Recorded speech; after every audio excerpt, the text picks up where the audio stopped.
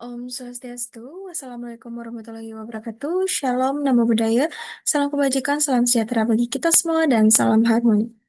Perkenalkan, saya Niko Mangda Dayanti dengan NIM 24110111025, nomor absen 17 dari kelas BKA semester 3.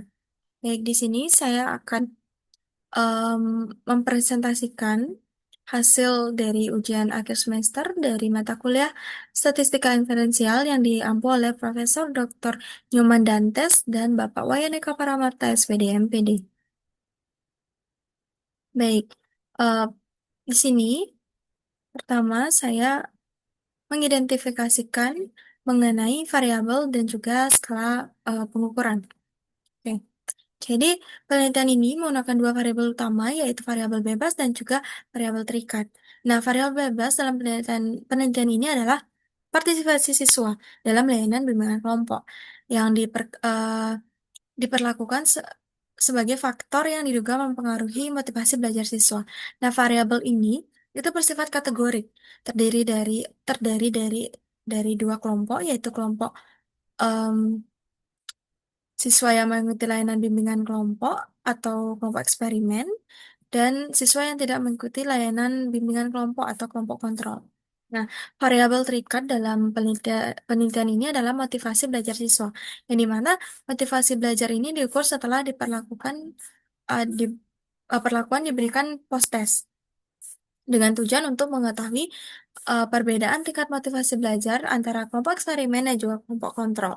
Nah, nilai motivasi belajar ini diperoleh dari total skor instrumen, di mana semakin tinggi skor itu menunjukkan semakin tinggi juga motivasi belajar siswa. Nah, pengukuran motivasi belajar menggunakan skala Likert dengan rentan skor dari 30 sampai 90. Nah, skala ini itu em, dipilih karena sesuai untuk mengukur variabel psikologis yang bersifat abstrak serta memungkinkan data itu diolah secara kuantitatif dan dianalisis menggunakan statistika inferensial. Nah, dengan demikian penggunaan variabel dan skala pengukuran dalam penelitian ini telah sesuai dengan tujuan dan juga rancangan penelitian. Nah, selanjutnya kita akan menyusun data dummy. Nah, data dummy poster variabel terikat. Dalam penelitian ini, data dummy poster digunakan untuk menggambarkan skor motivasi belajar siswa setelah perlakuan diberikan eh, atau responden itu diberikan pada kelompok eksperimen. Nah, skor itu dibuat secara TT atau dummy dengan rentan 30 sampai 90 sesuai dengan skala pengukuran Likert yang digunakan. Nah, skor post-test motivasi belajar siswa yang mengikuti layanan bimbingan kelompok rentan skor 70 sampai 90. Nah, sedangkan kelompok kontrol itu N-nya sama dengan 32, kelompok eksperimen tadi N-nya sama dengan 30, skor post-test motivasi belajar yang tidak mengikuti layanan bimbingan kelompok itu rentan skornya 60 sampai 75. Penyajian data dalam bentuk di sini sudah disajikan saya sajikan data dalam bentuk tabel yang dimana eh, kolom kelompok itu menandakan kategori siswa yang berdasarkan perlakuan, yaitu eksperimen mengikuti layanan bimbingan kelompok, sedangkan kontrol itu tidak mengikuti layanan. Dan juga kolom skor motivasi yang menunjukkan nilai motivasi belajar siswa hasil post-test setelah perlakuan yang digunakan sebagai variabel terikat dalam analisis statistik. Lalu selanjutnya di sini saya menganalisis data menggunakan aplikasi JustPay. Jadi yang pertama kita uji normalitas terlebih dahulu. Di sini sudah ada tahap-tahapannya, sudah terdapat tahap-tahapan dalam memasukkan data dan juga memperoleh output. Nah, saya di sini akan menjelaskan interpretasinya saja dari hasil yang sudah kita dapat. Oke, jadi di sini dijelaskan.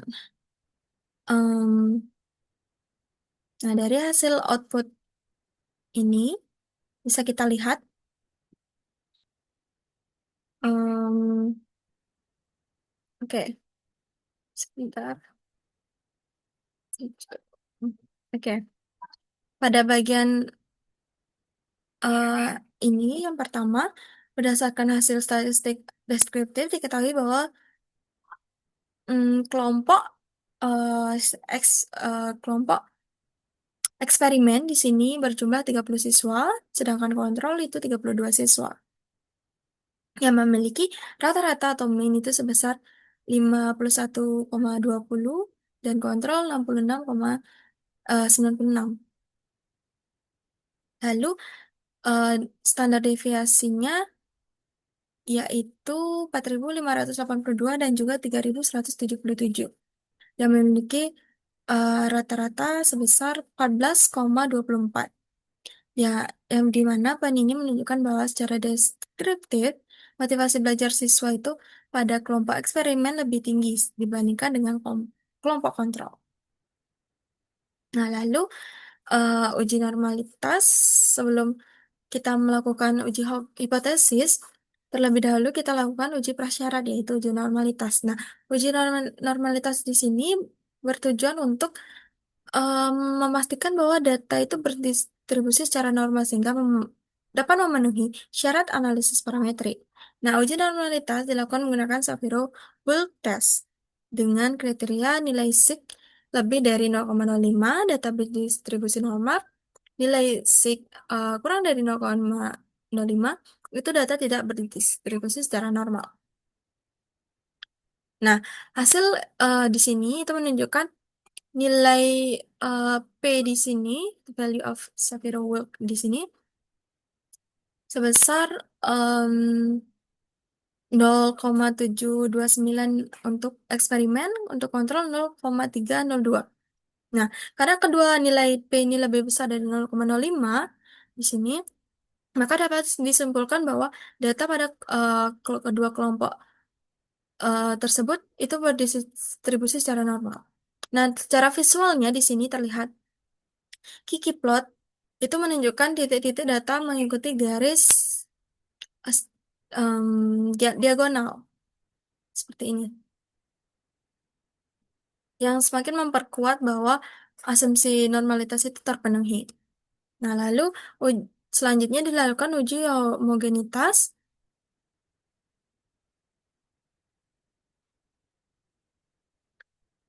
varians menggunakan Levin test melalui menu t-test dan juga independent sample test tadi yang ada di langkah-langkah. Lalu uji ini bertujuan untuk mengetahui apakah varians skor motivasi pada kedua kelompok itu bersifat homogen. Kriterianya juga sama, ketika sig lebih dari 0,05 itu maka varians homogen. Sedangkan begitu pun sebaliknya jika kurang dari 0,5 maka tidak homogen. Nah, hasil Levantine di sini itu menunjukkan nilai F dan itu sebesar 4.779. Sedangkan P di sini 0,033. Nah, karena P ini lebih kecil dari 0,05, maka dapat disimpulkan bahwa varians kedua kelompok itu tidak homogen. Oleh karena itu, pada analisis selanjutnya, itu digunakan asumsi equal variances not assumes, atau dikenal sebagai well t-test. Nah, setelah prasyarat analisis itu terpenuhi, pengujian hipotesis dilakukan menggunakan independent sample test. Uji ini bertujuan untuk mengetahui apakah terdapat perbedaan antara rata-rata skor motivasi belajar antara kelompok eksperimen dan juga kelompok kontrol. Nah, dasar pengambilan keputusan itu didasarkan dengan C kurang dari 0,05 maka H0 itu diterima, sedangkan C lebih dari 0,5 maka HO itu diterima. Nah, hasil analisis di sini itu menunjukkan nilai T sebesar 14,28 dengan P kurang dari 0,01. 0,001. Karena P itu jauh lebih kecil dari 0,05, maka hipotesis 0 itu ditolak. Oke, seperti kriteria syarat yang tadi, yang artinya terdapat perbedaan rata-rata skor motivasi belajar yang signifikan secara statistik antara kelompok eksperimen dan juga kelompok kontrol. Oke. Nah, selanjutnya selain signifikan statistik, signifikansi statistik, penelitian juga menghitung efek.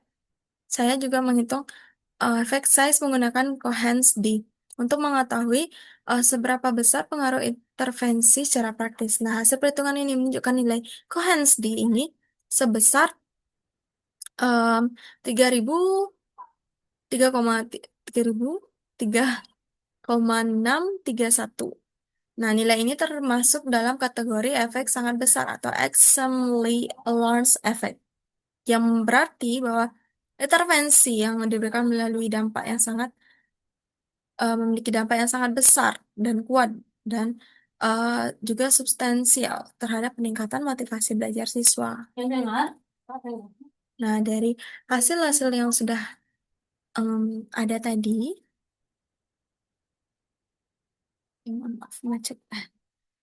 Nah, dari hasil-hasil yang sudah diterima tadi, dapat disimpulkan bahwa berdasarkan hasil analisis statistika inferensial dalam penelitian itu memenuhi asumsi eh, normalitas, namun tidak memenuhi asumsi homogenitas varians, yang mana P sama dengan 0,033, yaitu kurang dari 0,05, sehingga digunakan well-t-test. Nah, hasil analisis ini menunjukkan terdapat perbedaan yang signifikan dalam motivasi belajar antara siswa yang mengikuti layanan kelompok dan juga siswa yang tidak mengikuti. Pada taraf signifikan, yaitu delta 0,0 sig 0,05. Dengan demikian, hipotesis nol atau H0 ini ditolak dan juga hipotesis alternatif H1 itu diterima. Nah, nilai efek size Cohen-D ini yang sangat besar menunjukkan bahwa layanan bimbingan dan kelompok itu memiliki pengaruh yang sangat kuat dan juga terhadap peningkatan motivasi belajar siswa. Nah, secara praktisnya layanan bimbingan kelompok ini terbukti efektif dan juga dapat dijadikan strategi untuk meningkatkan motivasi belajar siswa di sekolah. Nah, guru bimbingan konseling itu atau guru BK dapat bisa diharapkan untuk dapat mengimplementasikan layanan ini secara terencana dan juga berkelanjutan secara akademik. Penelitian ini memberikan kontribusi dalam penerapan well-test dan juga efek size pada penelitian bimbingan konseling, serta dapat menjadikan referensi bagi penelitian kuantitatif selanjutnya.